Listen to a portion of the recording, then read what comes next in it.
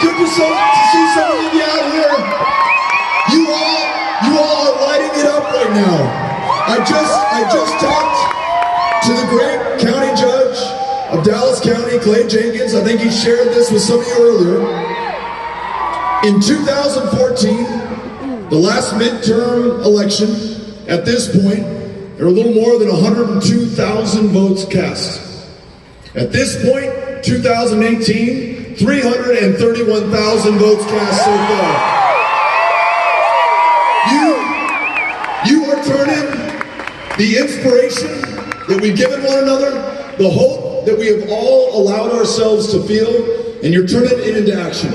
You're putting it into the ballot box. You're getting out there and voting. No one counted down, no one written off, no one taken for granted. Every single one of us standing up to be counted at this historic, decisive, defining moment for this country. And it feels so good to be doing it with you. Thank you.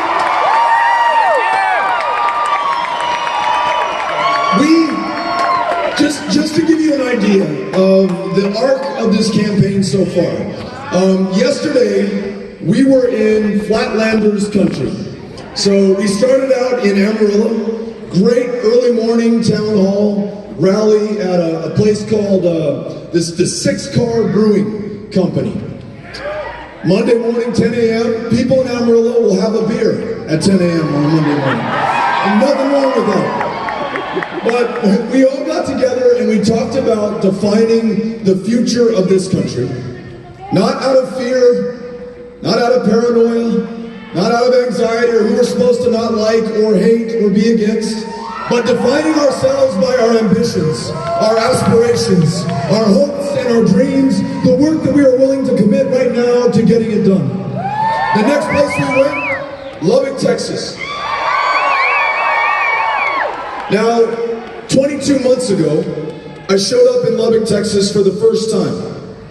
Folks wondered if I had read the map wrong. You're a Democrat, this is Lubbock, the two things do not connect.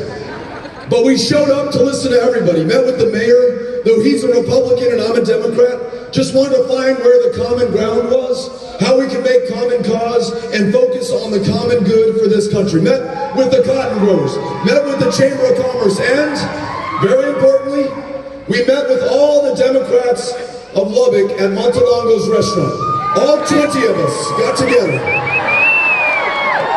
had a meal, talked about this election up ahead, what we wanted to see for this country, what was most important to us in our lives. Well, here we were yesterday, 22 months later, and instead of 20 people showing up on Monday in Lubbock, Texas in the middle of the day, there were 1,600 people who came out.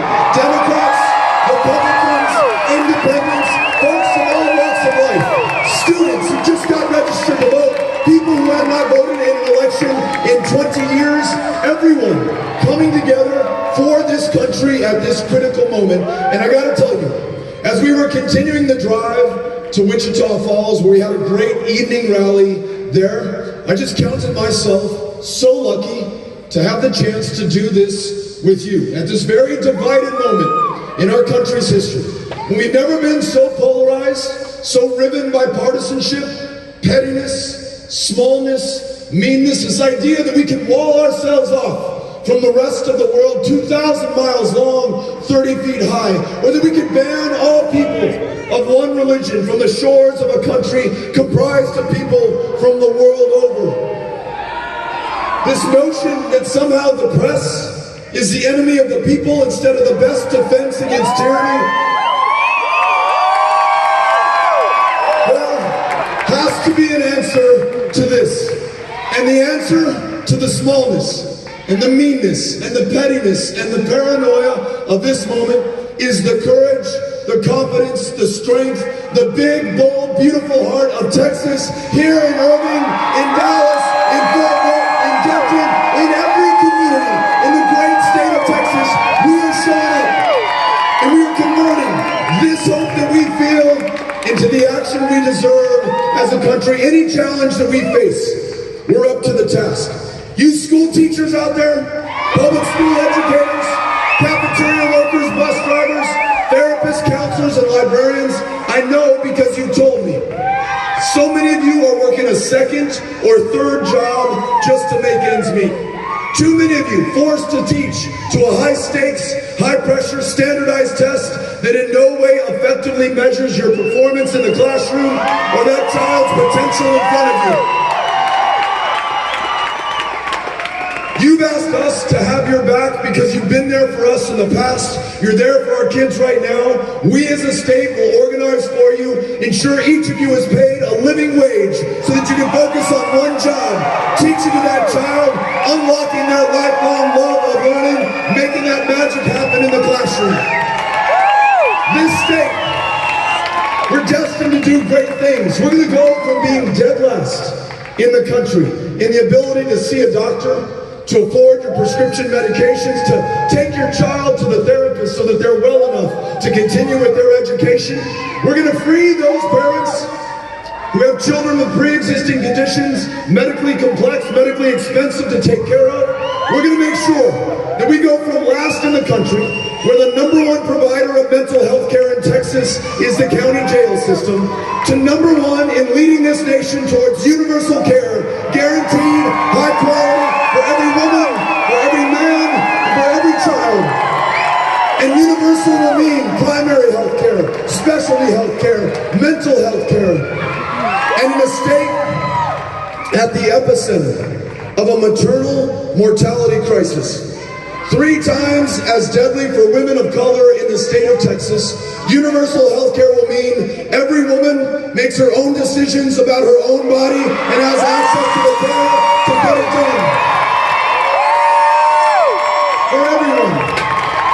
This defining state for immigrants, for the immigrant story and experience, we will ensure that never again is another child torn from the arms of her mother. That mom who risked her life to bring her here in the first place. That mother deported back to that country that she fled from in the first place. That child tonight, not knowing when or if she'll ever see her mom again. This country cannot be that country. We must stand up and insist. Never again is another child torn from the arms of her parents. Those who have been separated are reunited immediately. And we, proudly, from the experience of our families and our community, and what we know to be true and to be good for this country, we rewrite the nation's immigration laws in our own image, to reflect our experience, to reflect our communities, and to ensure that no dreamer ever fears deportation because we made them citizens here in their country, contributing to their maximum potential, ensuring that we reach our greatness as a country. For those veterans who put their lives on the line for this country, who have borne the battle for the rest of us, whether you came back in World War II, whether you came back from Vietnam to a country that did not understand or appreciate your service, that waited 40 years to connect the Agent Orange to which you were exposed to the cancers that you are dying from right now, I want to make sure that we honor your service and commitment by sparing no expense, bearing every burden to ensure that you get the care that you need. See that mental health care provider if you have PTSD. Come back to a country that will ensure that you have a roof over your head, a job to go to, that you can get back on your feet if you have fallen down, and to insist that if we really care about those who have served, if we really care about those who are serving in Afghanistan 18 years in, Iraq 27 years in, Syria, Somalia, Libya, Yemen, Niger, then let's ask ourselves these questions. The world's greatest democracy should be able to answer them. What is victory in these wars? What is our strategy to achieve it? And why do we fight? Why do we ask you to risk your life? Why do we ask you to take the lives of others in the name of this country? If we can answer those questions to our satisfaction, then let us prosecute these wars with all we have and win them. But if we cannot answer those questions, or if we can't even ask them to begin with, then let's not start another war, and let's end the wars that we're in today, bring those service members back home, to their families, to their communities, and to their countries. And the wars that we fight within the borders of this country, a war on drugs that has become a war on people, and a war on some people more than others. The largest prison population on the face of the planet, disproportionately comprised of people of color. 1/3 there for nonviolent drug crimes. Too many serving time for a substance that's been decriminalized, medicinalized, legalized in more than half the states of the Union.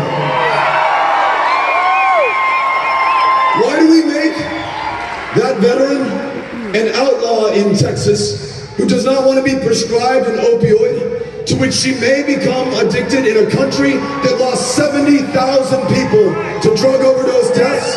Why do we not allow that doctor to prescribe medicinal cannabis if it is the best course of treatment for what ails her, and so that she can be better going forward? Who is going to be the last person in Texas? Chances are the last person of color to do time for possession of a substance that others are selling legally and getting filthy rich doing so in other parts of this country. Who will be the last person to have to check a box on an employment application form saying they have a conviction, denied a Pell Grant to be able to better themselves so they can do better for themselves and this country? We need to not only end the war on drugs and the prohibition on marijuana, but expunge the arrest records of everyone arrested for possession of a substance that's legal in so much of the rest of the country today. We can lead on that as well. Whatever the challenge, we are up to the task. Whether you came here for any issue that I just raised, whether you know that it's wrong, that in this great state, you can be fired on the basis of your sexual orientation, you can be denied the ability to adopt a child because you are too gay, literally.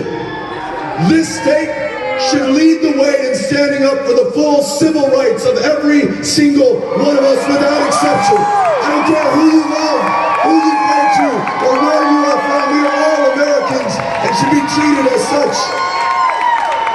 And lastly, the greatest challenge that we face, although it may not be politically popular to discuss, our kids, the people of the future, are counting on us right now to make sure that we do. If this planet cooks another 1.5 degrees Celsius, then the storms that we've seen in southeast Texas will be nothing compared to what's coming. The droughts that we've seen in the Panhandle in West Texas, where we grow so much of the food and the fiber that feeds and clothes so much of the world, human beings will no longer be able to live there. We still have time, but time is running out. And we've got to make sure that in this election, every single one of us stands up to make the tough decisions today that ensure that we have a future tomorrow for every single one of our kids. We can do this. And I know it because I've been with you in every single one of the 254 counties of Texas. Listen to you whether you're a Republican or a Democrat or an independent. The differences, no me importa. I don't care, they don't matter anymore. We're all Americans now. We're gonna focus on the future. This country, led by the people of Texas, who have not accepted a single dime from a single political action committee or special interest or corporation, we're gonna make sure that we live up to the promise and the potential of this country. And if you keep doing what you have already been doing in Dallas County, voting like it's the last election of your lifetime,